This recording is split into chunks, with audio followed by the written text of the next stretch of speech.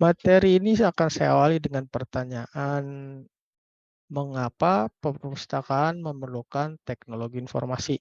Nah, sekarang saya mau tanya ke Bapak Ibu, kira-kira kenapa perpustakaan butuh TI? Silahkan. Iya, Bapak Jureski, saya catat dulu Assalamualaikum warahmatullahi namanya. wabarakatuh. Selamat pagi Waalaikumsalam warahmatullahi wabarakatuh. Selamat pagi, Bapak. untuk kita semua. Terima kasih Pak sudah ngopi tadi pagi Pak. Baik Pak, izin Pak menjawab. Iya, silakan Kenapa Bapak. kita perlu TI? Menurut pendapat saya Pak, dengan adanya teknologi informasi maka dapat membantu pustakawan untuk mengerjakan tugas-tugas kepustakawan secara lebih profesional dan memberikan dampak yang positif bagi perpustakaan. Yakni dapat bermanfaat dan mendukung tugas-tugas perpustakaan Pak. Itu menurut versi Oke. saya. Terima kasih Pak. Oke, baik. Berikutnya Bapak Ahmad Dhani, silahkan. Menurut saya, mengapa kita perpustakaan memerlukan TI itu agar mempermudah penelusuran informasi, menghemat waktu dan tenaga untuk serta bahan pustaka dapat dimanfaatkan lebih optimal. Oke, lanjut ke Ibu Ria Mariani. Oke, menurut saya mengapa perpustakaan memerlukan teknologi informasi untuk mempermudah kita sebagai pustakawan untuk melakukan penginputan data atau untuk menelusuri, membuat katalog penginputan data dan mempercepat pekerjaan kita. Oke, kita lanjut. Ibu Foni, silahkan. Ya, yang dipaparkan teman-teman, saya tinggal menambah saja yang benar. Tapi saya ambilnya dari sisi begini Pak, saat ini kan kita berhadapan, apalagi saya di sekolah, berhadapan dengan para siswa. Yang para siswa itu yang notabene adalah mereka hidup atau lahir di generasi milenial. Malah kalau cucu saya sekarang generasi Z. Ya, jadi kita yang di perpustakaan itu memang harus membutuhkan wajib dan mau tak mau, apalagi saya yang generasi kolonial, mau tak mau belajar IT. Itu saja Pak. Terima Oke, kasih. baik. Terima kasih Bu Foni. Berikutnya Ibu Nur Aida, silahkan. Ya, izin menjawab Pak. Ya. Mengapa perpustakaan memerlukan teknologi informasi? Karena untuk memenuhi kebutuhan pemustaka terhadap informasi. Iya. Ada lagi Ibu? Baik, kita lanjut ke Ibu Ria Oktiasari, silahkan. Ya Pak, mengapa perpustakaan memerlukan IT? Soalnya agar lebih mempermudah membantu pustakawan untuk mengerjakan tugas-tugas perpus. Misalnya di sini kan ada aplikasi Indoslide yang di tempat kami. Untuk menyambungkan data ke komputer lain kan butuh seseorang yang bisa menguasai IT gitu Pak. Intinya Oke. untuk mempermudah. Iya. Oke, baik. Iya, jawaban dari Bapak Ibu semua benar. Jadi dari jawaban Bapak Ibu itu Bapak Ibu bisa ditarik garis merahnya ya, bahwa kenapa perpustakaan memerlukan TI, yang pasti untuk mempermudah pengelolaan perpustakaan. Lalu juga untuk untuk membantu pemustaka kita ya. Juga ada juga tadi beradaptasi dengan perkembangan zaman ya. Jadi memang perpustakaan itu seperti halnya bidang-bidang lain dengan perkembangan zaman yang seperti sekarang. Tadi Ibu Fonia bilang anak-anak sekarang kan sangat dekat ya dengan TI. Jadi mau nggak mau kita juga perlu untuk beradaptasi dengan perkembangan itu. Jadi perpustakaan juga perlu mengikuti perkembangan itu. Nah, TI itu sendiri juga dibutuhkan untuk mempermudah pengelolaan perpustakaan. Kalau Bapak Ibu kemarin waktu pengkatalogan deskriptif belajar bikin katalog ya Bapak Ibu ya. Iya Pak. Itu kan pakai untuk format kartu ya Bapak Ibu ya. Iya, Nah, ada. kemarin sempat dibilang nggak kalau satu bahan perpustakaan atau satu koleksi dibuatkan tidak hanya satu katalog, tapi lebih. Di mention nggak atau dibilang sempat dibilang kayak gitu nggak?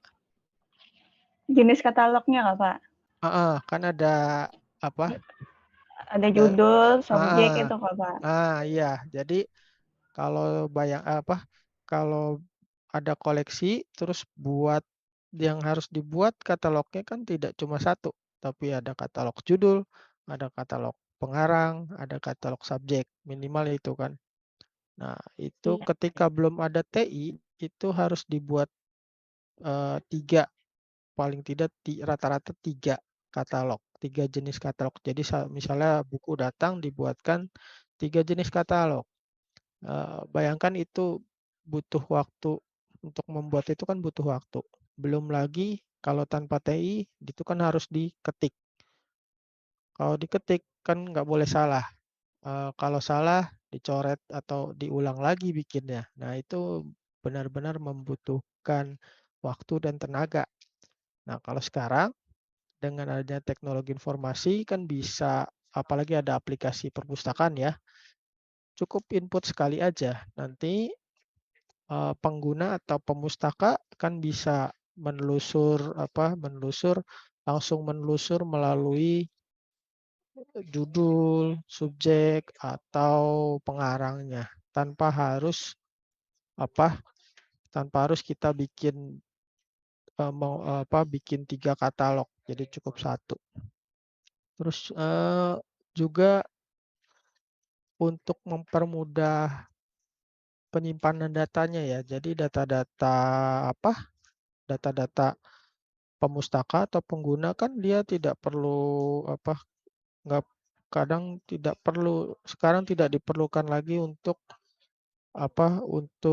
mengisi formulir yang nantinya menghasilkan banyak kertas. Kalau sekarang di beberapa perpustakaan, misalnya perpustakaan perguruan tinggi itu sudah terintegrasi dengan sistem akademisnya. Jadi otomatis ketika seseorang resmi menjadi mahasiswa suatu kampus, otomatis menjadi anggota perpustakaan di kampus tersebut tanpa harus dia mendaftar.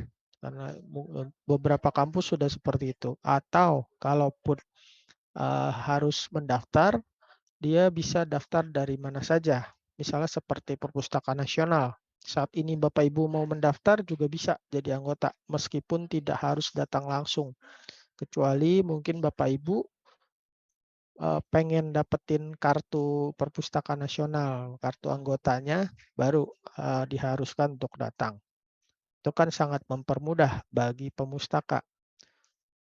Dan juga untuk pencarian buku misalnya, pemustaka tidak perlu capek-capek harus datang dulu ke perpustakaan, memeriksa katalognya untuk mengetahui apakah buku yang dibutuhkan atau diinginkan itu ada. Jadi pemustaka bisa ngecek aja 24 jam dari kamarnya misalnya. Misalnya besok mau ke perpustakaan. Jadi malam ini ngecek dulu, bukunya ternyata misalnya sedang dipinjam, berarti nggak ada, jadi nggak perlu lagi nggak harus datang saat itu misalnya. Atau misalnya ngecek ternyata ada bukunya, ya bisa didatangi. Seperti itu. Dan lagi generasi-generasi sekarang ya sangat istilahnya sangat dekat dengan teknologi ya, mereka akan lebih senang dengan menggunakan teknologi informasi ya. Dan mulai meninggalkan hal-hal yang sifatnya manual. Begitu Bapak Ibu. Kita lanjut ke slide berikutnya. Lalu apa itu otomasi perpustakaan? Otomasi perpustakaan itu Ibu. Oh, nggak jadi. Tadi saya pikir raise hand. Ya, otomasi perpustakaan itu merupakan teknologi informasi yang digunakan di perpustakaan untuk mempermudah pengelolaan informasi. Eee, Meskipun ada kata-kata otomasi, bukan tidak diartikan sebagai mengotomatiskan pekerjaan perpustakaan. Jadi otomasi perpustakaan mengacu kepada suatu konsep penggunaan teknologi informasi untuk mempermudah pekerjaan atau pengelolaan perpustakaan. Tetapi tidak semua pekerjaan atau kegiatan di perpustakaan itu bisa dilakukan dengan teknologi informasi. Jadi misalnya pekerjaan mungkin saya akan lempar ke Bapak Ibu ya.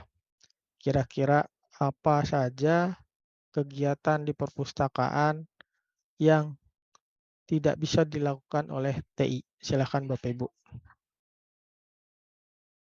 Hmm, Ya, Bu Foni mungkin mau bicara duluan.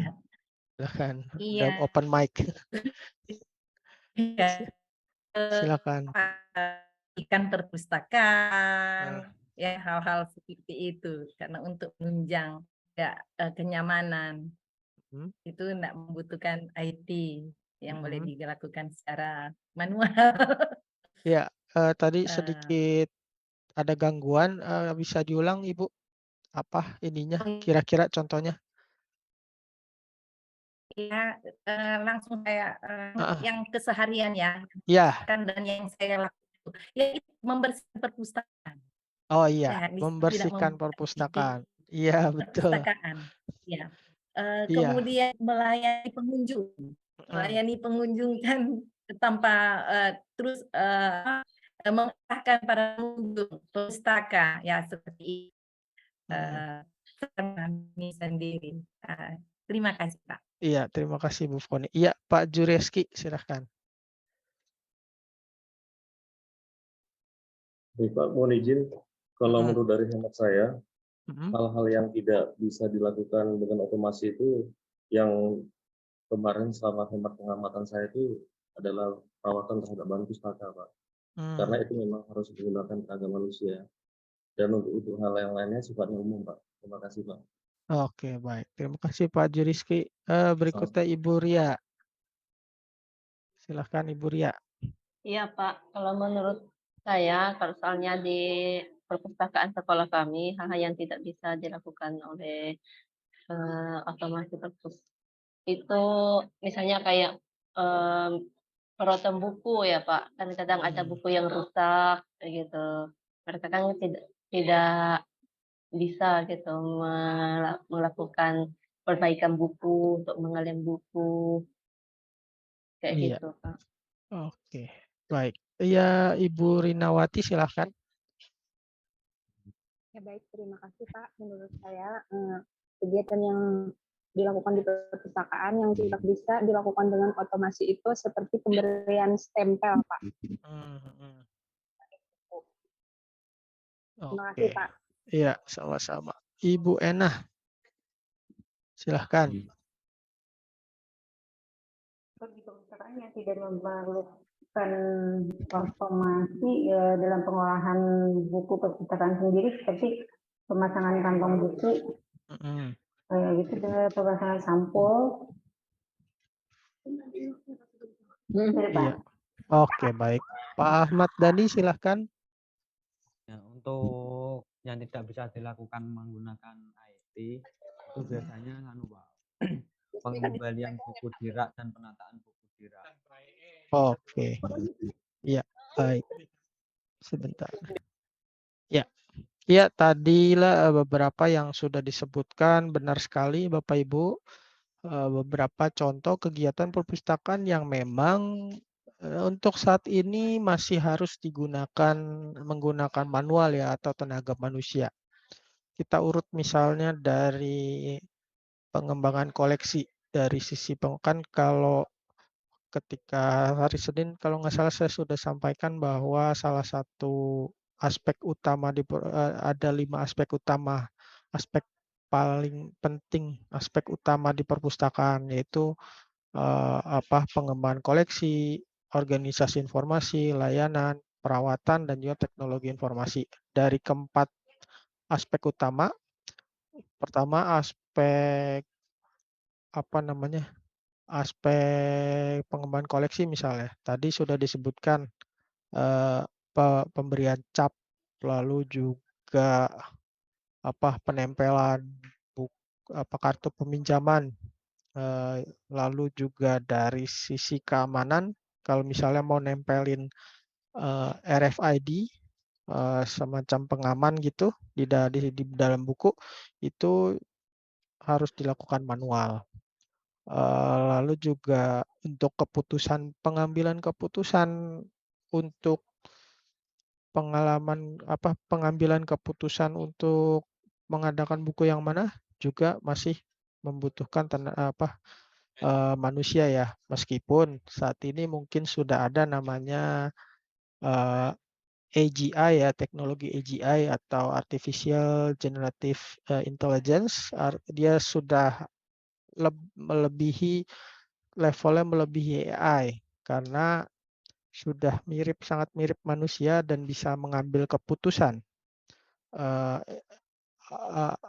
Jadi robot atau software yang sudah bisa mengambil keputusan sendiri.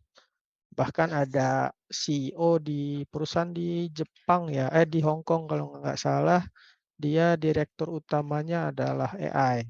Jadi dia atau sebenarnya lebih tepat dikatakan AGI, karena dia bisa mengambil data dari luar, lalu menyimpulkan sendiri apa yang harus dilakukan. Dan itu karena karena robot jadinya tidak dipengaruhi oleh subjektivitas. Nah, lalu dari pengembangan koleksi, lalu dari organisasi informasi, misalnya ketika melakukan shelving atau penjajaran koleksi, penjajaran buku, itu kan juga sendiri ya, maksudnya manual, membutuhkan tenaga manusia. Nah, meskipun sudah mungkin ada robot yang bisa melakukan itu, tetapi belum diterapkan di perpustakaan dan masih sangat minim lembaga-lembaga yang menggunakan robot untuk menaruh koleksi. Lalu berikutnya dari layanan. Dari layanan ketika tadi ada yang menyampaikan ketika untuk melayani atau berinteraksi dengan berinteraksi langsung dengan pemustaka yang datang langsung, itu pun masih memerlukan sentuhan manusia ya. Jadi memerlukan komunikasi dengan kita langsung, dengan pustakawan langsung. Meskipun sekarang sudah ada sistem chat ya, yang menggunakan TI, jadi pustakawan bisa dihubungi tanpa harus langsung datang. Atau ada mungkin chatbot yang bisa menjawab langsung, apalagi kalau chatbotnya itu sudah ditenagai oleh AI, dia bisa menjawab langsung pertanyaan-pertanyaan. Itu untuk dari layanan. Oh ya, untuk penitipan barang dan itu pun juga perlu tenaga manusia. Lalu dari sisi perawatan, nah ini paling banyak memerlukan tenaga manusia dan minim sekali untuk tenaga otomasi ya. Jadi misalnya tadi untuk penyampulan atau pembersihan atau juga deasidifikasi itu juga perlu. Sebagian besar kegiatan perawatan masih memerlukan tenaga manusia. Meskipun kalau untuk pembersihan mungkin sekarang sudah ada robot yang untuk bisa membersihkan dan harganya pun tidak terlalu mahal ya. Tidak sampai 10 juta itu sudah bagus sekali. Dia sudah bisa otomatis ngepel sama nyapu. Oke, jadi otomasi perpustakaan merupakan segala macam teknologi informasi yang diaplikasikan untuk memudahkan pengelolaan perpustakaan. Dan otomasi bukan artinya mengotomatiskan, tetapi ada juga beberapa aspek-aspek yang bisa diotomatiskan. Misalnya seperti penghitungan denda keterlambatan, itu kan bisa otomatis, bisa secara otomatis dihitung dengan sistem, atau waktu pengembalian buku, itu juga secara otomatis terupdate. Lalu juga misalnya pembuatan surat, beberapa surat yang bisa dibuat dengan aplikasi perpustakaan bisa dilakukan dengan sistem secara otomatis. Misalnya kalau di perguruan tinggi, syarat kelulusan atau mendapatkan ijazah adalah harus sudah memiliki surat bebas pustaka. Jadi surat bebas pustaka itu surat yang menyatakan tidak ada tanggungan terhadap perpustakaan atau hutang terhadap perpustakaan. Nah, itu juga beberapa kampus sudah melakukan otomatisasi. Jadi otomatis misalnya mahasiswa itu lulus, mengurus ke perpustakaan, dan misalnya dicek oleh si pustakawannya ternyata tidak ada tanggungan, pustakawan hanya tinggal klik cetak, dia otomatis sudah mencetak ke surat bebas pustaka. Nah, lanjut ke, ya kita lihat video dulu ya Bapak Ibu ya. Sebentar. Subtitle.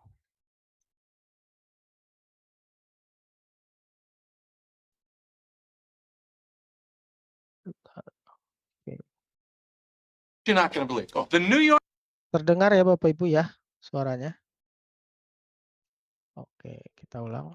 This you're not going to believe. Oh, the New York Public Library says that I took out Tropic of Cancer in 1971 and never returned it. Do you know how much that comes to? That's a nickel a day for 20 years. It's going to be $50,000. It doesn't work like that. If, like Jerry Seinfeld, you still haven't returned that library book you borrowed in 1971, prepare to be surprised by what you find when you do. With Connor Knighton, time to check out the library 2022. On a recent Monday morning, the citizens of Kanawha County, West Virginia, came to check out a new chapter in the life of an old institution. These are no longer warehouses of books. These are marketplaces of ideas. This is a community's living room. After more than 2 years and $32 million in renovations, downtown Charleston's public library reopened to the public. Inside, visitors discovered a brand new cafe, a tool lending library, an idea lab full of the latest technology. There was an excitement you could see and hear, which is exactly what the librarians were hoping for. Librarians from time immemorial, Are we beyond the age of we're shushing? beyond the age of that, yeah. Erica Connolly is the director of the Kanawha County Library.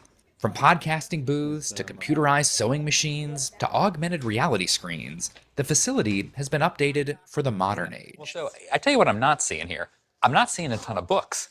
Yeah, no. We have 3D machines, we have robotics, we have 3D pens. While there are still plenty of books, the redesign allowed the staff to rethink how they were displayed.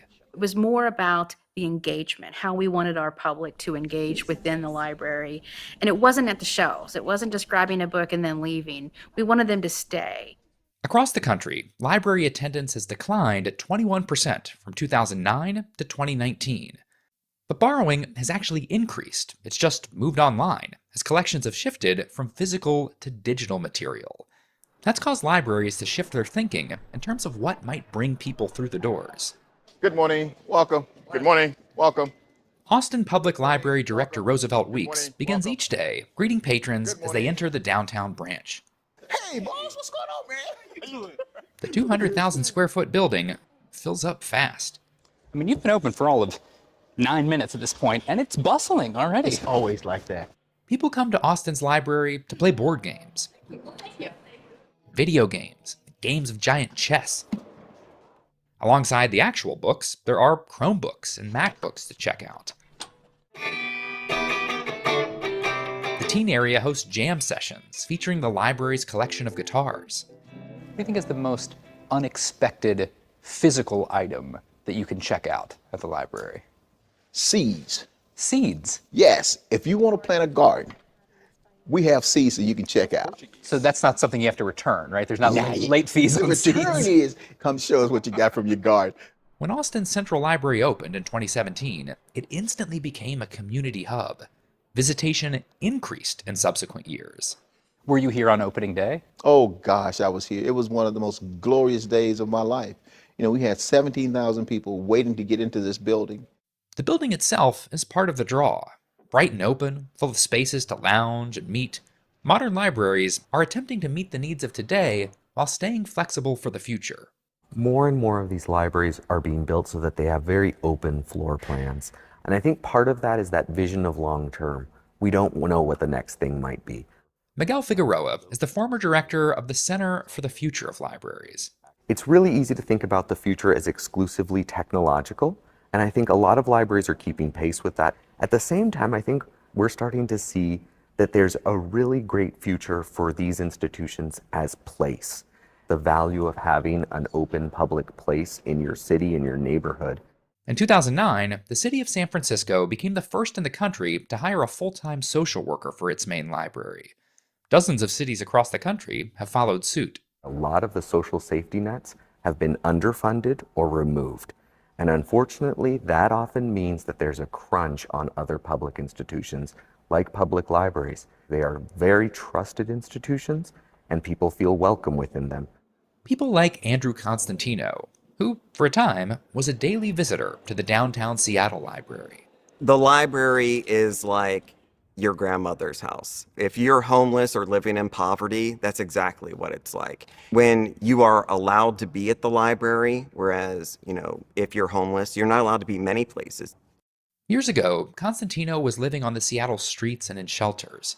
The library was his refuge, a place to get out of the rain and get back on his feet. You mentioned the importance of feeling welcome here. What was it like to not feel welcome elsewhere? Oh, it sucks. It's like everywhere in our society, you have to buy access. If I want to use your bathroom, I have to buy a soda pop.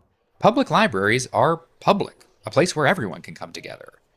In one room, recent immigrants practice English. In another, the upper left-hand corner of your first-time computer users learn how to navigate the internet. The internet, an always-on, limitless hub of information, didn't replace libraries.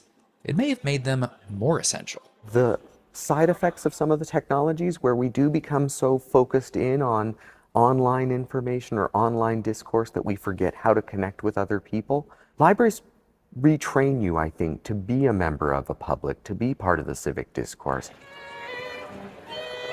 While COVID made those connections challenging, most libraries closed during the height of the pandemic, there's been a recent slew of grand openings. Newly renovated libraries have popped up everywhere from Flint, Michigan to Fayetteville, Arkansas, from Spokane, Washington to Washington, D.C. I really think that far from any idea that some people might have that the library is somehow obsolescent, or irrelevant, it's actually the opposite. I think that our society as a whole needs more institutions and public areas that are like the library. It's much more a model for how we should treat other people than just an artifact of the past.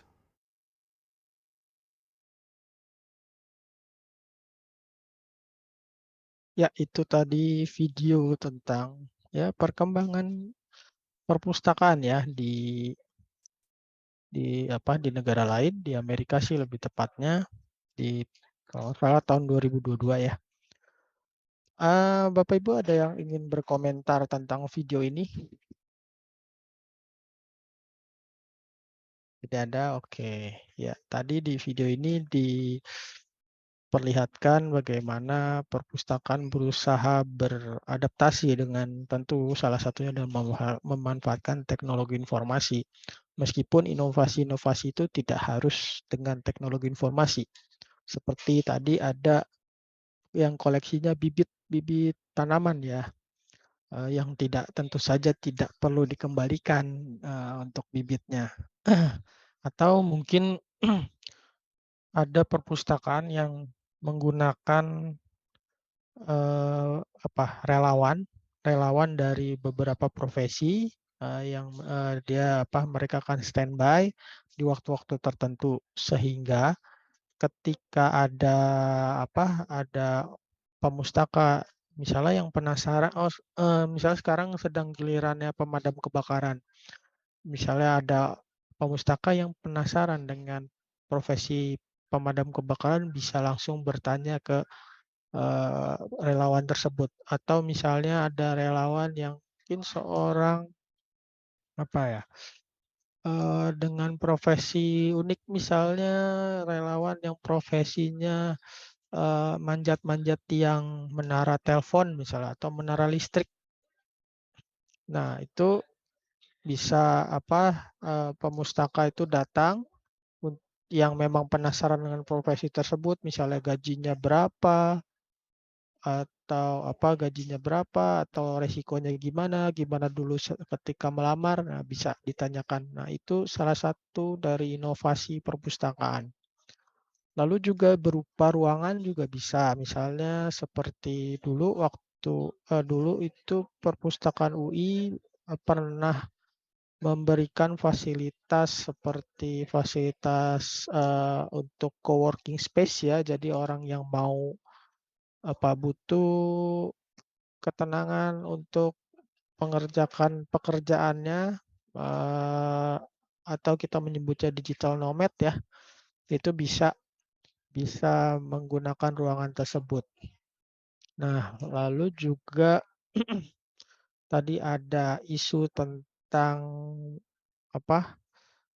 perpustakaan berbasis inklusi sosial. Jadi yang tadi ada gelandangan yang merasa perpustakaan itu seperti rumah neneknya. Jadi meskipun dia tunawisma, dia boleh masuk ke perpustakaan.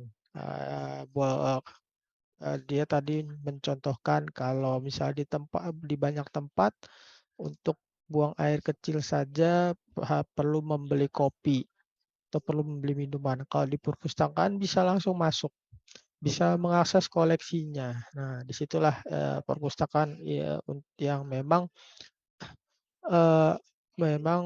menganut konsep inklusif ya. Jadi siapa saja bisa, tidak eksklusif.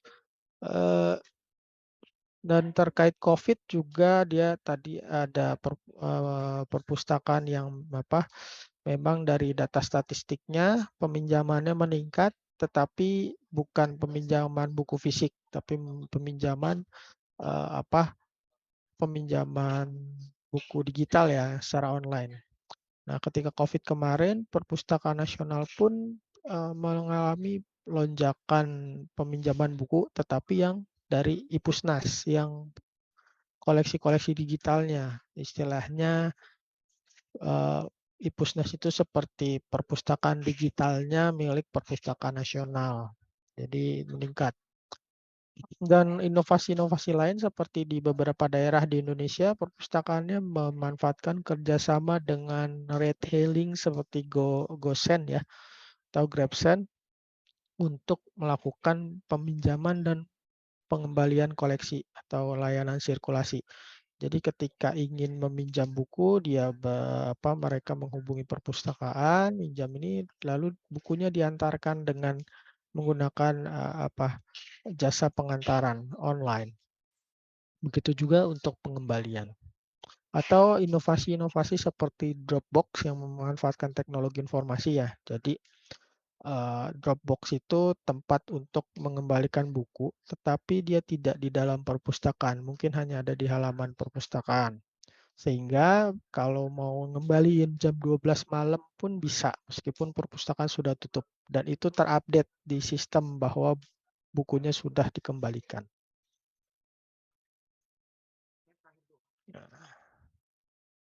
Kita masuk ke tujuan otomasi perpustakaan. Jadi tujuan otomasi perpustakaan itu diantaranya adalah untuk kebutuhan user. Lalu yang kedua, kebutuhan pengelola perpustakaan, dan yang ketiga untuk kebutuhan organisasi. Nah, Bapak Ibu, ada yang bisa memberikan contoh apa aja sih kebutuhan dari user atau pengguna atau pemustaka? Silakan Bapak Ibu. Raise hand buat yang ingin memberikan contoh, silakan.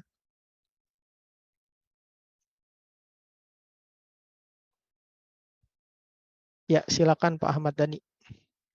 Ini saya mau mencoba menjawab yang memenuhi kebutuhan organisasi, Pak, ya. Oh iya, silakan.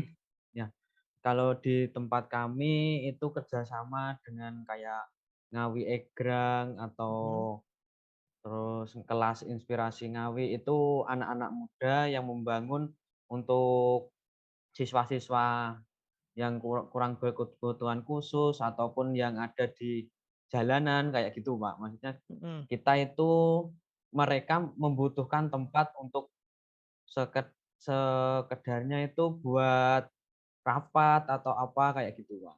Jadi kita sebagai perpustakaan itu menjadi tempat mereka untuk berkumpul. Oke, Ya, baik. Pak. Terima kasih Pak Ahmad Dhani. Mungkin yang lain ada yang ingin memberikan contoh apa sih kebutuhan-kebutuhan ini yang bisa dipenuhi oleh teknologi informasi? Ya, siapa? Bapak Ibu? Nggak harus user, mungkin tadi kayak Pak Ahmad Dhani, kebutuhan organisasi mungkin. Ini di chat. Oh, iya. Silahkan. Ada? Tidak ada? Oke, baik. Jadi misalnya untuk kebutuhan user, oh Ibu Ermiati, silahkan.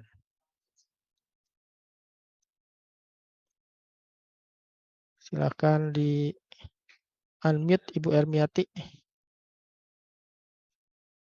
Untuk memenuhi kebutuhan user, misalnya informasi secara lebih cepat, tepat, dan akurat. Untuk kebutuhan pengelola perpustakaan, yaitu mengolah dan menyajikan koleksi, serta melayani pemustaka secara lebih efektif dan efisien. Untuk kebutuhan organisasi, agar dapat tetap eksis dan mampu berkembang serta bersaing dengan lembaga perpustakaan lainnya. Oke, baik. Terima kasih Bu Ermiati. Sama, Pak. Silahkan, ada yang lain mungkin. Tidak harus tiga-tiganya, boleh salah satu aja.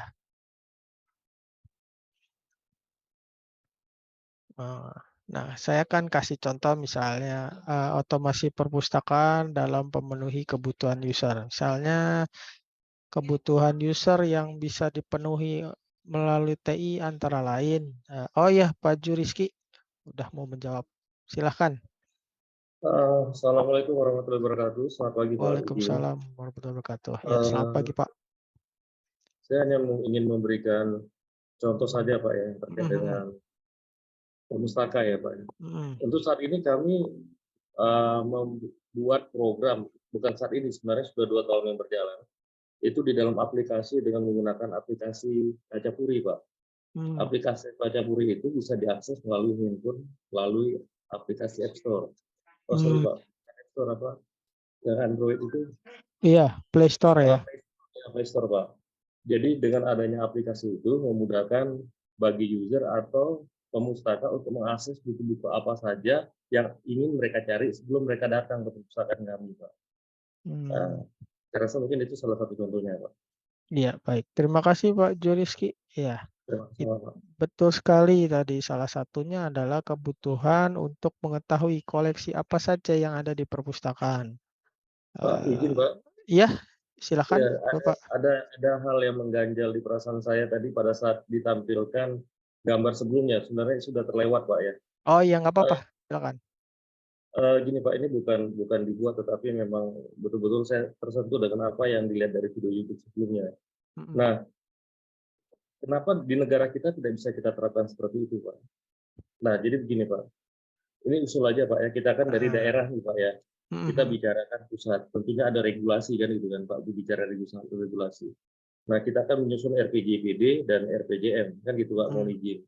Nah, kebetulan saya waktu itu masih di perencanaan Pak, kita menyusun RPJPD pertama Kabupaten Provinsi Kepulauan Riau, 20 tahun mendatang. Nah, begini Pak, yang saya lihat, sedangkan RPJPD 2020 tahun itu aja dalam menjalankan RPJM setiap pemilihan kepala daerah, masing-masing kepala daerah itu tidak begitu konsisten menjalankan RPJPD yang sudah diikat selama 20 tahun, Pak. Ya kan? Mereka menjalankan dengan RPJM yang setiap 5 tahun itu dicicil dengan versi visi misi mereka masing-masing. Ya kan gitu. Nah, mungkin salah satu faktor kenapa kita tidak bisa menyentuh hal ini melihat dari luar negeri, sebenarnya simpel aja Pak. Kalau bicara masalah anggaran, kita tahu anggaran Kementerian Pendidikan kan besar ya Pak ya, kemudian Kementerian Kesehatan, apalagi regulasi yang ada sekarang ini memungkinkan untuk kita melakukan. Jadi gini Pak, mohon izin, kita tidak harus mengemis Pak. Mohon maaf ya Pak ya, sebelumnya mohon maaf Bapak Ibu sekalian. Kepada CSR dan sebagainya, sebenarnya dengan menggunakan memasukkan program-program kegiatan kita yang kita bisa soundingkan dengan program kegiatan pusat, dari 20% itu kan kita bisa akses. Kan apa beda sih pustaka dan pendidikan kan gitu Pak? Ya kan gitu. Daripada mereka melakukan program-program yang kurang tepat sasaran, kenapa nggak itu saja mungkin dikonsultasikan kepada pemerintah provinsi yang ada di 30 kabupaten kota, yang ada di provinsi negara kita, untuk dikonsultasikan kepada yang ada di kabupaten kota. Nah, sehingga apa sih sebenarnya tujuan yang ingin dicapaikan dalam 5 tahun mendatang atau 20 tahun mendatang? Nah, jadi sehingga mohon izin Pak, Perpusnas juga tidak bingung Pak mencarikan program-program yang akan diberikan, misalnya contoh, tahun ini kami dapat pojok tentang namanya pusaka ya Pak, mohon izin Pak, alhamdulillah terkait dengan pengolahan naskah kuno. Jadi kami dapat Provinsi Kepri meletakkan satu pojok tempat untuk perawatan naskah kuno yang di dalamnya include dengan komputerisasi dan lain sebagainya. Nah, mungkin program-program yang dilakukan pusat yang diberikan ibaratnya dropping dari pusat ke daerah itu mungkin ini keinginan pusat, tetapi kan sebenarnya ini bukan merupakan kepentingan daerah. Nah, jadi sebenarnya daerah mempunyai tujuan masing-masing. Nah, saya rasa mungkin yang kesulitan yang terjadi di Bapak Ibu yang ada di SMA, perguruan tinggi dan sebagainya. Jadi mereka memprediksikan perpustakaan yang dimiliki oleh mereka itu dengan versi masing-masing, Pak. Seharusnya kita ada satu Pak sumber dari top up down, Pak ya. Kan itu kan amanah dari RPJP dan RPJM itu Pak, top up dan down, and down kan itu Pak. Itu seharusnya benar-benar dilaksanakan sehingga benar-benar menyentuh sampai sekolah dasar seperti mohon izin Bu Poni atau Pak Samiri atau sebagainya. Jadi bisa bisa merasakan bagaimana perpustakaan yang ideal itu seperti apa sampai menyentuh kepada sekolah. Karena saya bicara masalah regulasi dana pendidikan tadi Pak. Dan mungkin ini dalam hal ini kami Pak ya mungkin dari daerah dengan Bapak dari pusat mungkin bisa menyambungkan lidah ya Pak ya maksudnya. Agar regulasi yang kita ingin capai apa sih tujuan program 20 tahun mendatang, 5 tahun mendatang dari Perpusnas bisa tersentuh kepada daerah sehingga harapan kita nggak muluk-muluk seperti yang ada di dalam inilah Pak ya. Itu jujur Pak, siapa yang tidak ingin Pak, saya pun kepingin seperti itu. Tetapi harapan kita ini aja kita bisa memenuhi kebutuhan kita sisi perangkat elektronik seperti komputer sebagai itu ada aja, ada alhamdulillah Pak. Karena saya masih lihat Pak ada di tempat kita Pak yang di pulau-pulau terpencil, jangankan menggunakan komputer Pak, jaringan wifi itu nggak ada Pak. Ya kan gitu Pak. Jadi mereka itu untuk belajar lari ke dinas-dinas yang ada wifi untuk ujian, untuk apa dan sebagainya.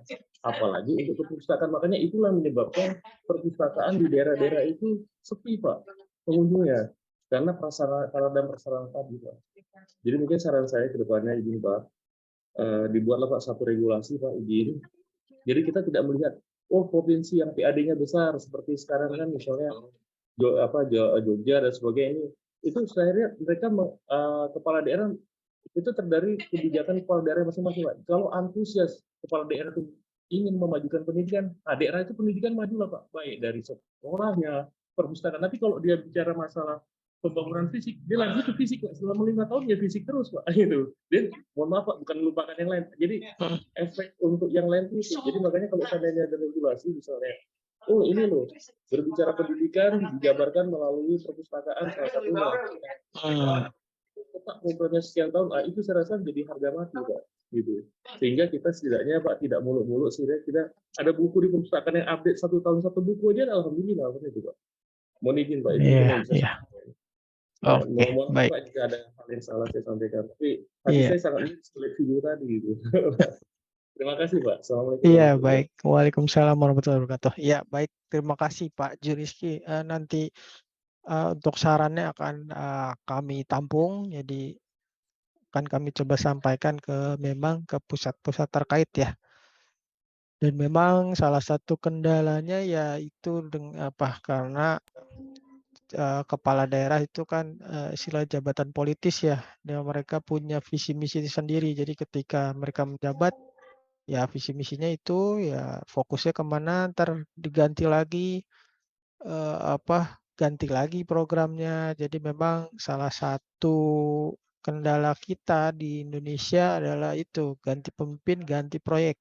Jadi jadi agak ya itu, jadi tidak berkesinambungan. Nah, ya nanti terima kasih Bapak, nanti usulnya akan kami tampung. Ada lagi mungkin yang lain? Oke, kalau tidak ada ya saya lanjutkan tadi. Untuk kebutuhan user yang memang bisa didapatkan atau bisa disediakan oleh teknologi informasi di perpustakaan antara lain tadi ada menyebutkan kebutuhan untuk mengetahui koleksi perpustakaan tanpa harus datang, yang bisa disediakan baik melalui aplikasi tadi, bisa di smartphone atau bisa juga melalui website.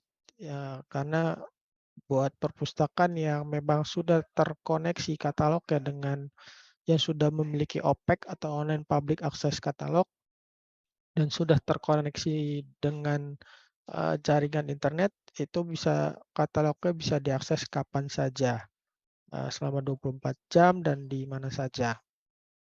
Lalu juga kebutuhan untuk misalnya tadi peminjaman dan pengembalian yang tidak harus datang ke perpustakaan, nah itu juga bisa. Lalu pemustaka yang tidak harus antri menggunakan katalog, itu salah satu, itu beberapa contoh otomasi perpustakaan yang bisa mendukung atau memenuhi kebutuhan user. Contoh lain misalnya kalau perpustakaan nasional punya e-resource yang isinya adalah jurnal-jurnal internasional yang Bapak Ibu bisa akses kapan saja. Kalau misalnya Bapak Ibu ingin menulis, itu bisa menggunakan itu selama Bapak Ibu sudah menjadi anggota perpustakaan nasional. Nah, dan untuk menjadi anggota lagi-lagi itu disupport oleh teknologi informasi. Jadi Bapak Ibu tidak harus datang langsung ke perpustakaan nasional. Lalu yang berikutnya adalah memenuhi kebutuhan pengelola perpustakaan. Nah, ini misalnya dalam pembuatan katalog, jadi menginput data koleksi. Nah, itu kan dipermudah sekarang ya, dan bisa lebih menghemat tenaga dan waktu. Lalu juga misalnya untuk keamanan koleksi dengan adanya RFID. Jadi kalau Bapak Ibu pergi ke toko baju yang besar misalnya seperti di Matahari ya atau Ramayana misalnya, kan ada biasanya di pintu keluar ada scannernya ya. Nah, kalau misalnya bawa barang tanpa membayar akan bunyi. Ya, di perpustakaan juga ada penerapan teknologi seperti itu. Jadi dia di dalam koleksinya ada RFID atau pengaman. Jadi ketika buku itu belum diproses oleh tenaga perpustakaan, kalau bukunya dibawa keluar akan ada alarm yang bunyi. Dan itu bisa untuk mempermudah pengawasan. Atau misalnya penggunaan CCTV. Nah, itu untuk menghindari adanya vandalisme terhadap koleksi, misalnya dicoret-coret atau disobek, atau mungkin ada hal-hal yang memang di luar norma yang dilakukan oleh pemustaka. Misalnya ada yang mencuri koleksi, jadi koleksinya diumpetin, atau misalnya ada yang misalnya mohon maaf melakukan hal-hal misalnya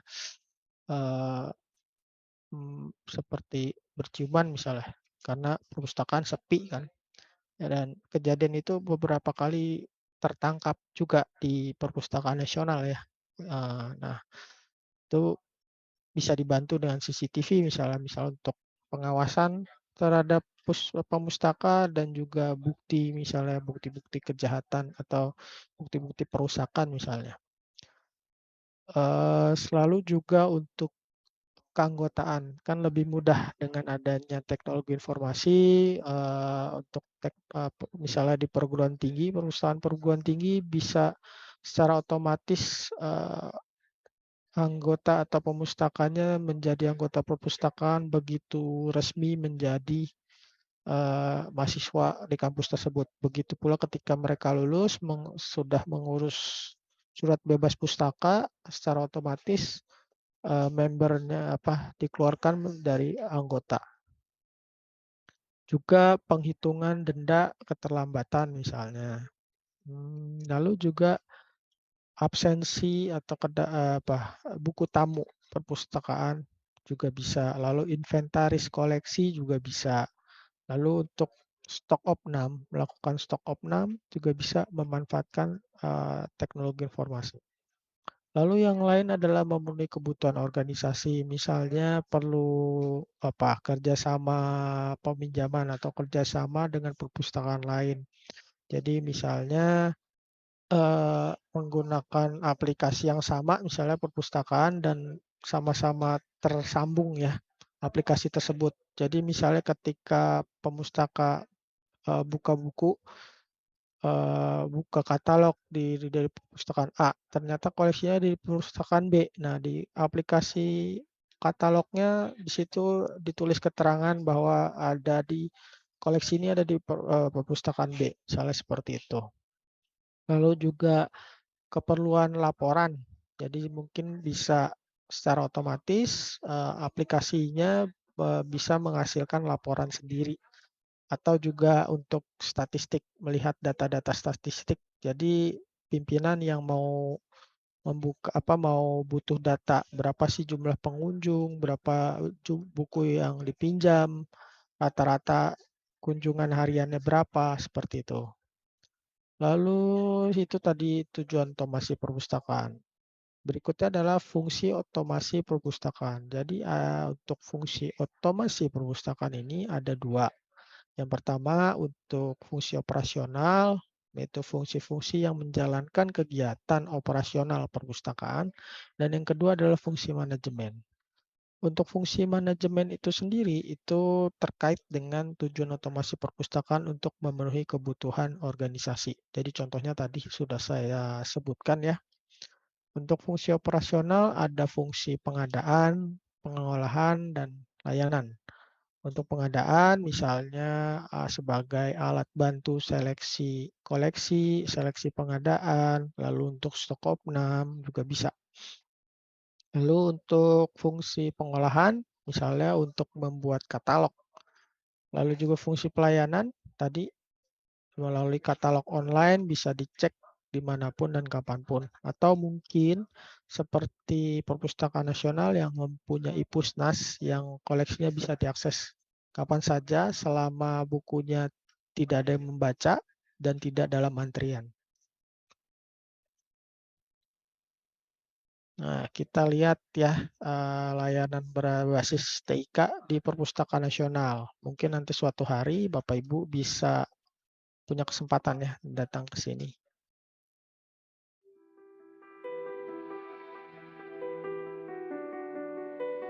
Indonesia sebagai negeri kepulauan yang luas dengan penduduk yang memiliki ragam budaya, memiliki potensi yang besar untuk menjadi bangsa yang unggul di tengah persaingan global.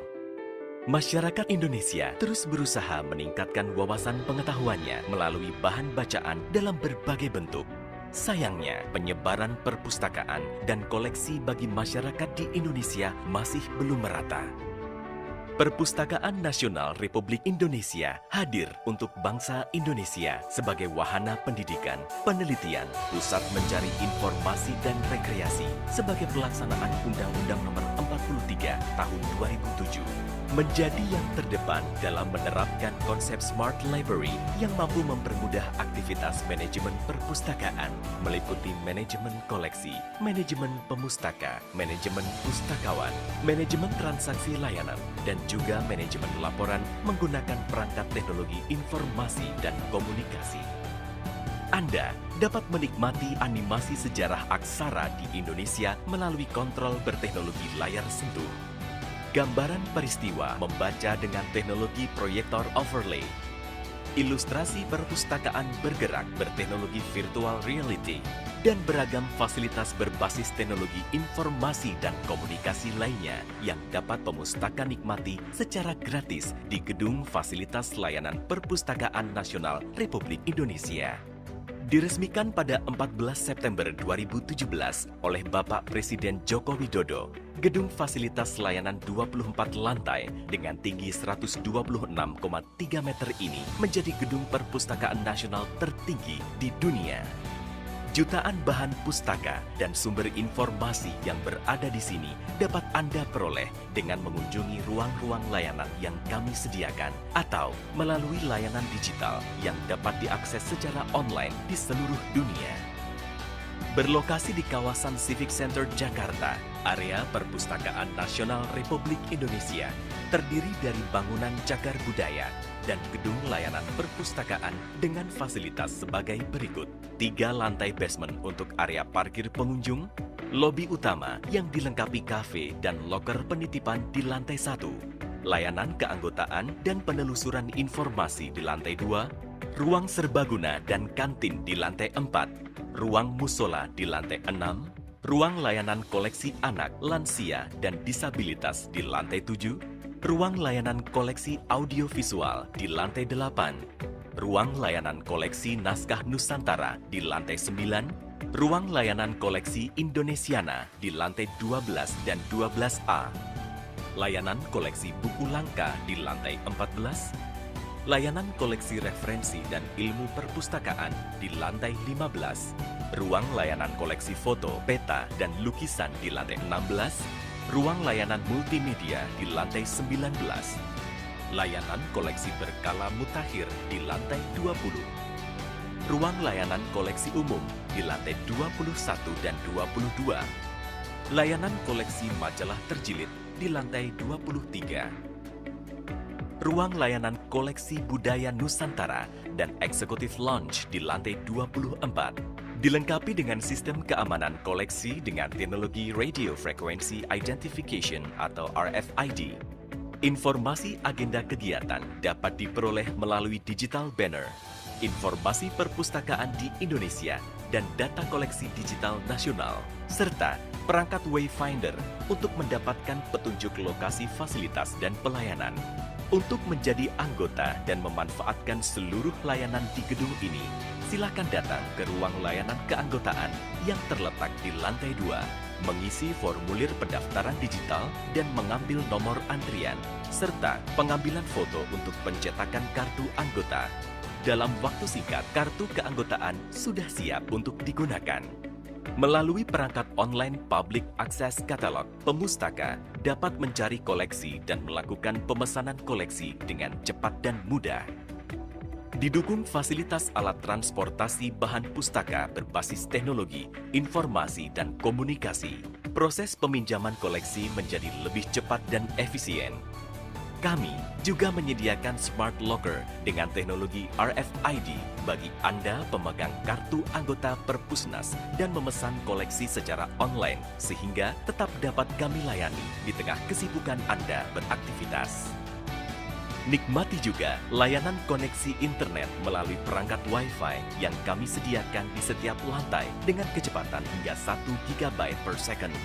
Menikmati beragam informasi secara online di ruang layanan multimedia yang nyaman dan menyenangkan.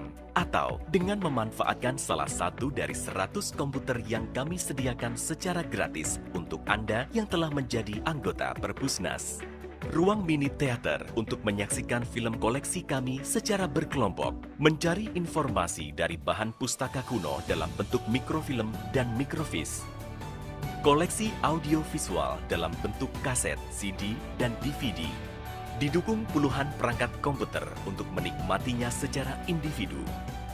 Kenali masa lalu dengan beragam warisan ilmu pengetahuan dari nenek moyang bangsa Indonesia yang tertuang dalam ribuan naskah kuno yang dapat Anda nikmati dalam bentuk replika pustaka asli, perangkat digital layar sentuh yang tersedia dalam galeri manuskrip atau mengaksesnya secara online di situs web Perpustakaan Nasional Republik Indonesia. Kami sediakan juga koleksi mancanegara yang akan menambah pengalaman baru Anda mengetahui dan mempelajari sesuatu dengan sudut pandang berbeda di dunia internasional. Layanan koleksi berkala seperti surat kabar, majalah, buletin, dan lain-lain. Anda juga dapat mengakses koleksi terbitan berkala kuno hasil alih media digital melalui situs web Perpustakaan Nasional Republik Indonesia. Layanan koleksi budaya Nusantara, beragam informasi dan pengetahuan tentang kekayaan budaya Nusantara yang dapat dinikmati melalui koleksi di ruang layanan budaya ataupun melalui situs-situs web tematik. Beragam koleksi foto, lukisan, dan peta. Untuk sebagian koleksi kami yang dilayankan secara tertutup dapat dipesan melalui perangkat online public access katalog yang terintegrasi dengan sistem pemesanan pada ruang penyimpanan koleksi untuk selanjutnya dihantarkan kepada Anda di ruang baca. Layanan koleksi umum bagi Anda yang lebih menyukai buku bacaan mutakhir yang dapat dipilih langsung pada rak-rak penyimpanan koleksi, silahkan mengunjungi ruang layanan koleksi umum dengan desain yang modern dan kekinian sehingga membuat Anda nyaman untuk memilih dan membaca buku di dalamnya. Dilengkapi dengan sistem peminjaman buku dengan teknologi RFID untuk kecepatan pelayanan dan keamanan koleksi. Di ruang layanan lansia dan disabilitas, berbagai koleksi disediakan bagi pemustaka lanjut usia dan penyandang disabilitas yang dilengkapi dengan sarana penunjang seperti perangkat magnifying, text reader, digital book player, dan komputer dengan aplikasi audiobook bagi pemustaka tunanetra. Layanan koleksi anak, kami juga menyediakan ruang layanan koleksi anak yang sangat menyenangkan, dilengkapi berbagai permainan edukatif, komputer belajar, dan panggung storytelling untuk membiasakan kegemaran membaca sejak dini. Ribuan judul buku populer dengan beragam subjek yang sangat menarik juga dapat Anda nikmati dalam genggaman tangan melalui layanan koleksi digital iPusnas. Gedung layanan kami juga didukung dengan fasilitas lainnya seperti ruang teater dengan layar teknologi LED, ruang-ruang diskusi, dan ruang pertemuan ilmiah, kafe, kantin, musola, loker penitipan, dan lain-lain untuk kenyamanan Anda dalam menggali ilmu pengetahuan dan meningkatkan wawasan intelektual melalui ragam koleksi yang kami sediakan di dalamnya. Serta beragam layanan akses tanpa batas melalui aplikasi, situs web, dan media sosial kami dari seluruh Nusantara. Semua layanan berbasis teknologi informasi dan komunikasi dalam layanan kami ditopang oleh data center dengan teknologi terkini dan kapasitas yang terus ditingkatkan. Ayo, buka jendela dunia dengan berkunjung ke Perpustakaan Nasional Republik Indonesia. Karena kami tidak pernah berhenti berinovasi untuk menjangkau seluruh masyarakat, meningkatkan kegemaran membaca hingga ke penjuru negeri, dan memberikan layanan yang terbaik untuk bangsa Indonesia. Teruslah menggali ilmu dan gapailah cita-cita setinggi-tingginya.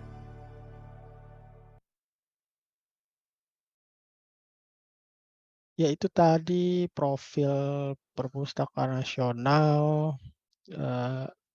Jadi semoga nanti kalau ada kesempatan Bapak Ibu punya punya kesempatan ya untuk datang ke sana. Oke, kita lanjut ke slide berikutnya. Nah, kita masuk ke bagaimana metode pembangunan sistem otomasi perpustakaan. Jadi, untuk metode pembangunan atau pembuatan sistem otomasi perpustakaan ini diantaranya dengan menggunakan metode SDLC atau System Development Life Cycle yang diawali dengan tahapan analisis. Jadi dianalisa dulu, kira-kira kebutuhannya itu seperti apa, yang mau dibuat aplikasinya seperti apa, ada fitur apa aja. Setelah itu dari hasil analisis tersebut baru dilakukan perancangan, baik yang jadi sistem yang seperti apa, lalu berapa lama pengembangannya, tahapan-tahapan pengembangannya, lalu berapa biayanya, kemudian diimplementasikan atau setelah dibuat rancangannya baru dibuat aplikasinya, lalu diinstal dan dicoba dulu untuk untuk pengguna terbatas, istilahnya versi beta dulu.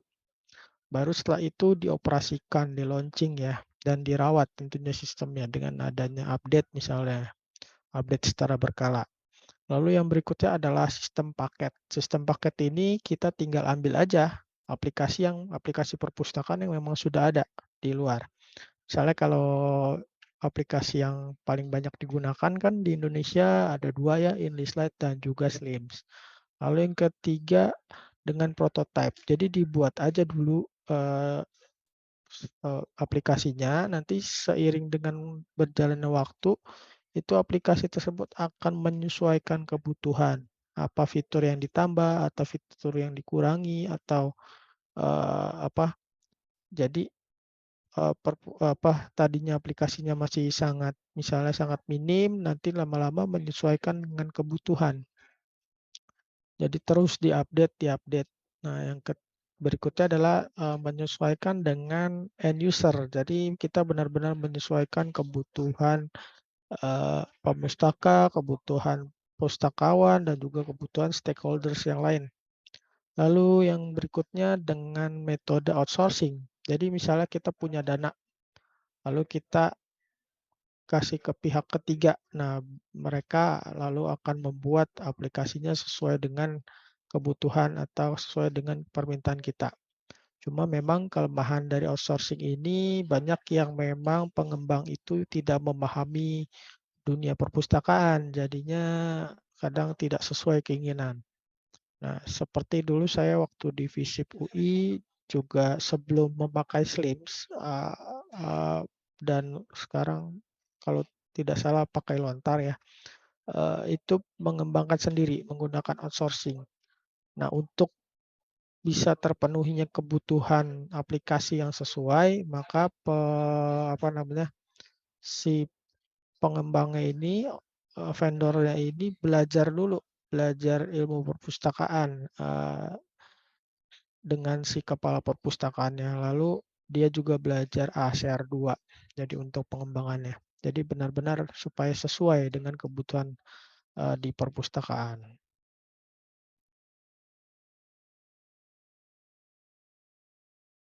Aplikasi atau sistem otomasi perpustakaan tentu terdiri dari beberapa komponen. Ya, yang bisa kita bagi menjadi 3 komponen besar, yaitu hardware, software, dan brandware. Hardware itu tadi sudah sempat disinggung di Kahoot ya. Jadi hardware itu dibagi 3, ada input, proses, output, dan juga komunikasi. Kalau hardware yang input tadi komponen-komponen yang memang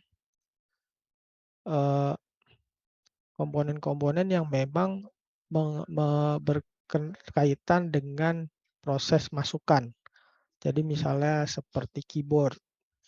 Nah, itu kan memasukkan instruksi ya. Lalu juga mikrofon untuk memasukkan suara, kamera untuk menangkap gambar, lalu scanner, nah itu hardware yang input. Lalu perintah-perintah atau informasi yang masuk dari hardware peralatan input tadi akan diproses oleh komponen-komponen proses. Jadi di sini ada untuk pemrosesan gambar misalnya ada VGA, lalu ada RAM, untuk memori ya. Lalu ada CPU atau prosesor. Kalau di handphone ada SoC namanya. Kemudian dari situ juga ada prosesnya dilanjutkan dengan luaran atau output. Jadi outputnya apa? Dari hasil input dan diproses, hasil yang dikeluarkan apa? Jadi misalnya dan itu membutuhkan hardware-hardware yang memang untuk output. Misalnya seperti monitor, speaker, printer. Dan dalam satu komponen itu juga bisa berfungsi 2 atau lebih ya. Misalnya seperti monitor bisa sebagai komponen output, bisa juga sebagai input. Apalagi dengan monitor sekarang ya yang bisa touchscreen atau misalnya seperti tablet atau handphone.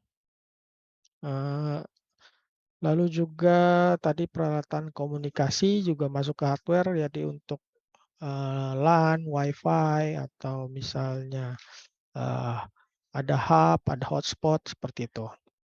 Kalau software itu antara lain misalnya operating system seperti Windows, macOS, terus ada Linux, ada Android, ada untuk di iPhone sendiri ada. Lalu untuk pengolahan Office misalnya ada keluarga Office, jadi seperti Word, Access, PowerPoint, Excel. Untuk desain misalnya ada Canva, ada Adobe, atau misalnya Adobe Premiere atau Photoshop misalnya. Sedangkan untuk di perpustakaan ada InlistLite, ada Slims. Lalu brandware adalah kita dari sisi orangnya, si pemakai dan si pembuat, baik dari programmer, lalu juga pustakawan, pemustaka, dan sebagainya. Nah, ini beberapa fitur software yang memang sebaiknya ada di aplikasi perpustakaan. Yang pertama ada fitur inventarisasi. Nah, ini untuk buku induk ya. Jadi ketika koleksi datang itu bisa diinput koleksinya melalui inventarisasi ini. Lalu kemudian ada fitur pengembangan koleksi. Jadi bisa membantu untuk dalam pengambilan keputusan pengembangan koleksi. Lalu berikutnya yang pasti harus ada, wajib adalah pengolahan bahan pustaka. Jadi pembuatan katalog. Kemudian aplikasi fisik koleksi, jadi yang terkait dengan fisik ya, misalnya tadi ada untuk keamanan ya, keamanan terkait dengan keamanan koleksi misalnya, itu juga perlu. Lalu juga ada fitur untuk layanan perpustakaan. Fitur layanan untuk perpustakaan misalnya tadi ada fitur katalog ya, katalog yang memang bisa diakses, lebih baik lagi bisa diakses berbasis internet. Lalu juga ada fitur keanggotaan, jadi untuk menjadi anggota perpustakaan yang tanpa harus datang misalnya atau secara otomatis menjadi anggota perpustakaan. Lalu juga yang kemudian ada laporan atau statistik, bisa membuat laporan sendiri misalnya hanya perlu mengklik tombol tanpa harus mengetik banyak-banyak, udah otomatis, begitu juga dengan statistiknya. Lalu perhitungan denda keterlambatan, jadi tidak perlu lagi ngitung manual pakai kalkulator, jadi bisa menghitung denda keterlambatan. Yang ke-9 persuratan, kalau misalnya ada bebas pustaka, nah ini bisa juga. Lalu fitur stok opnam untuk jadi stok opnam itu untuk misalnya memeriksa koleksi. Jadi bisa menggunakan barcode scanner, kita tembak barcode dari koleksi bisa langsung terupdate bahwa koleksi tersebut ada gitu. Lalu ada fitur backup data yang misalnya kalau takut mati lampu atau kendala listrik. Lalu juga fitur-fitur lain yang relevan. Sampai di sini ada yang ingin ditanyakan Bapak Ibu? Kalau tidak ada kita lanjut ya. Nah, ini beberapa contoh teknologi di perpustakaan. Tadi ada InlistLite yang dibuat oleh Perpustakaan Nasional dan juga ada Slim, juga aplikasi yang berbasis berbasis komunitas. Nah, kedua aplikasi ini merupakan aplikasi terbesar atau terbanyak penggunanya di Indonesia, dan kedua-duanya berjalan berdasarkan bahasa pemrograman PHP MySQL, tetapi tetap ada kendala ketika melakukan migrasi atau pemindahan misalnya, atau penggantian aplikasi, misalnya dari Slims ke InDesign dan sebaliknya, karena versi PHP yang digunakan itu berbeda. Lalu ada aplikasi Pushnas yang bisa kita install di Android. E-resource itu ada aplikasi e-resource, ada yaitu aplikasi jurnal ya, jurnal online yang dilanggan oleh Perpusnas. Buat Bapak Ibu yang memang senang menulis bisa mengakses e-resource ini. Kemudian teknologi lain yang memang tidak dibuat di perpustakaan bisa menggunakan media sosial untuk berkomunikasi dengan pemustaka. Nah, ini kita lihat video untuk bagaimana mengakses e-resource di Perpustakaan Nasional.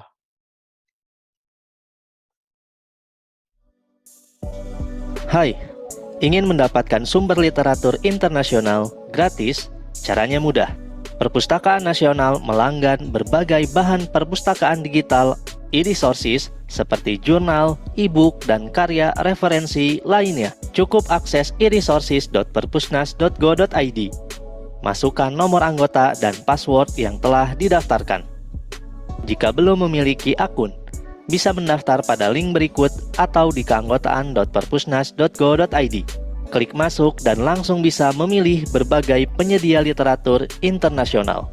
Gunakan menu penelusuran untuk mencari sesuai judul atau subjek yang diinginkan. Klik cari e-resources, maka akan ada tampilan hasil pencarian.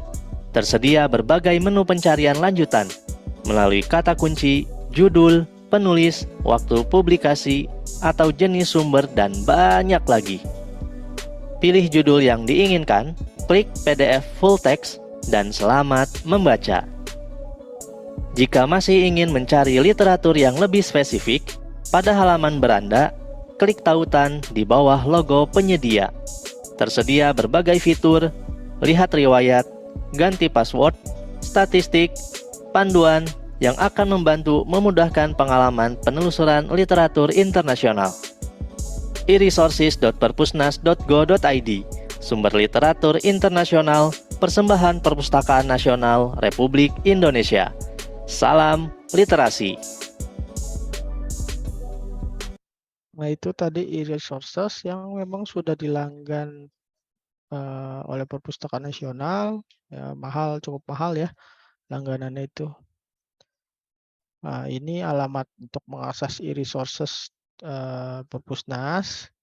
Sayang kalau memang tidak dimanfaatkan oleh kita ya, sudah dilanggan. Memang kalau untuk dibandingkan dengan e-resources di perguruan tinggi, Perpustakaan Nasional bisa dikatakan kalah ya.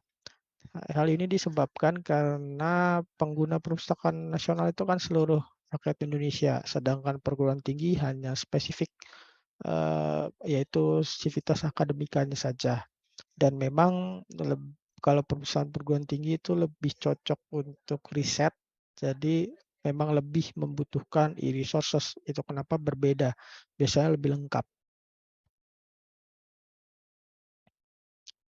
Sekarang kita jalan-jalan sedikit ke masa depan ya, kira-kira masa depan perpustakaan itu seperti apa? Apalagi dengan adanya yang kemarin tempat heboh ya, Metaverse.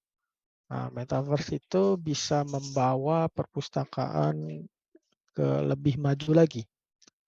Komponen Metaverse itu ada augmented reality, ada virtual reality, dan AI. Nah, itu semua berjalan sebagai komponen utama dari Metaverse. AI ini untuk sekarang yang sedang tren itu AI. Dulu pernah ada augmented reality.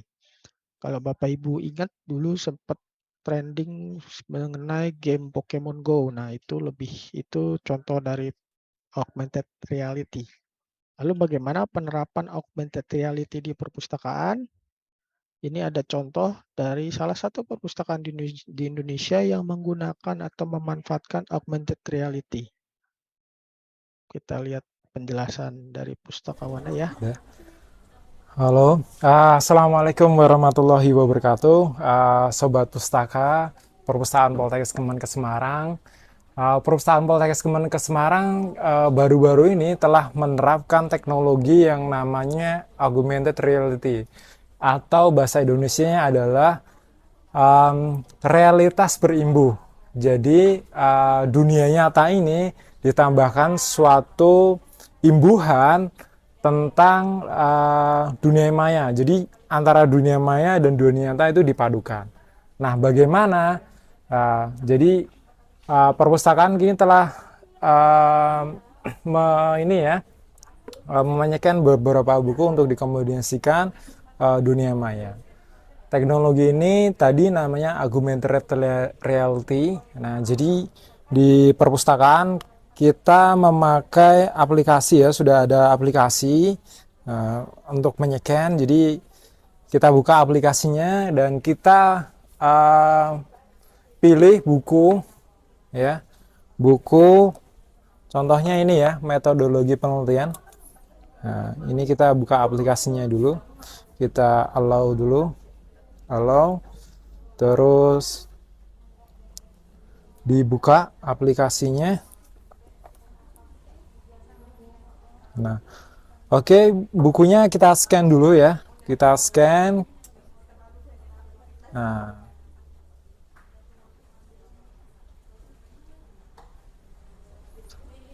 Nah, di bukunya ini ada video tentang review ya. Kebetulan saya sendiri yang review. Jadi uniknya video ini akan video di dalam ini ya, review ini akan mengikuti kemana arah buku itu ya. Nah, misal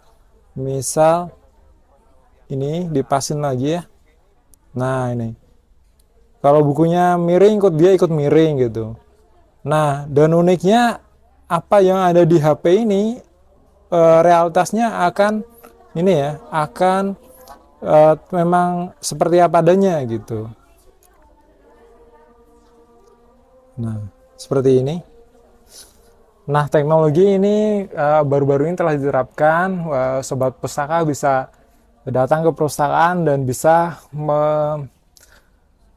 melakukan eksperimen atau experience ini bisa kalian rasakan di Perpustakaan Poltekkes Kemenkes Semarang.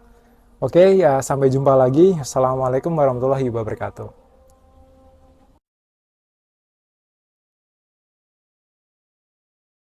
Itu tadi salah satu penerapan augmented reality di perpustakaan. Itu masih pakai handphone ya. Mungkin ke depan augmented reality itu bisa tidak perlu lagi menggunakan handphone, atau bahkan handphone itu akan punah karena dengan adanya kacamata pintar ya, atau smart glass. Ya, mungkin sekarang penggunanya masih jarang ya. Kita coba lihat demonya tentang smart glass yang dimiliki oleh Xiaomi ya.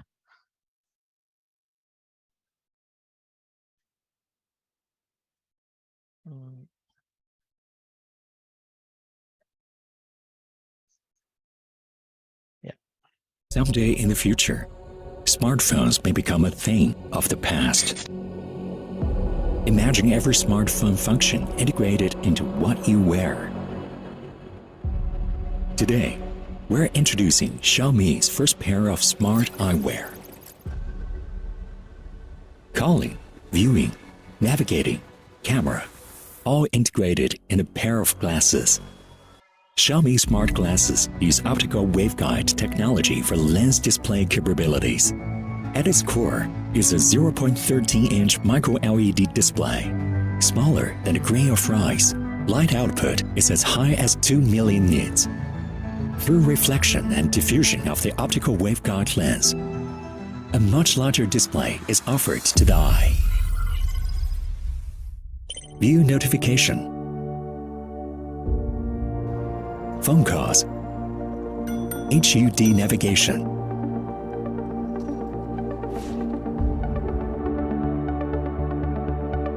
Xiaolai Tongshui, translate the menu. Okay, translating the menu.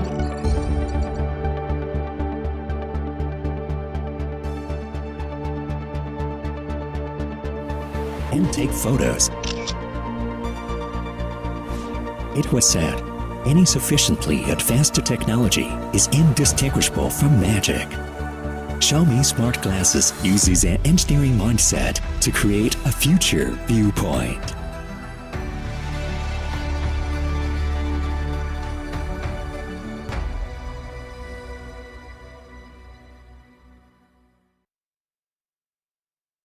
Nah, berikutnya kita lihat video kalau sempat tadi saya menyinggung sedikit tentang metaverse ya. Nah, ini kalau kita jalan-jalan ke Oxford Library ya, di dunia metaverse ini seperti ini.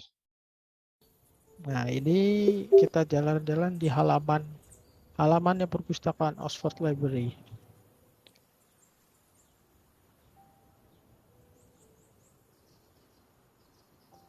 Terus nanti kita akan masuk ya ke dalam Oxford Bodleian Library ya. Ini jalan-jalan ke Oxford Library. Nah, ini tampilan dari perpustakaan Oxford. Nah, ini. Kita bisa naik ke tangganya. Nanti kita bisa menjelajah perpustakaan Oxford ini.